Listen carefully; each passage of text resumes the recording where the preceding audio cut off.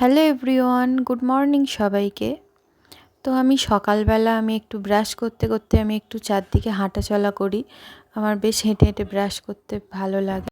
তো ব্রাশ হয়ে যেতেই আমি চা খেতে খেতে কাকিমার সাথে একটু গল্প করছিলাম। তারপর আমি একটা হেয়ার প্যাক বানিয়ে নিয়েছিলাম। তো চুলের অবস্থা এত খারাপ হয়ে গেছে, খুব ফ্রিজি টাইপ হয়ে গেছে, তাই ভাবলাম এই হেয়ার প্যাকটা লাগিয়ে নিই।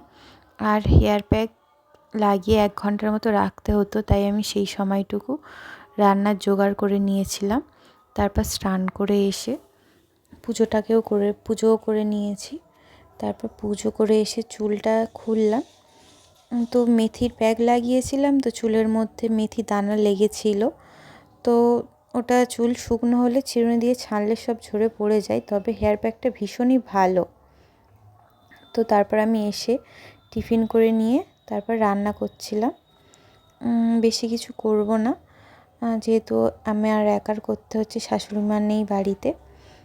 তো ওই লাউ ঘন্ট আর চিংড়ি মাছের ঝাল আর যুক্তি ফুল ভাজা।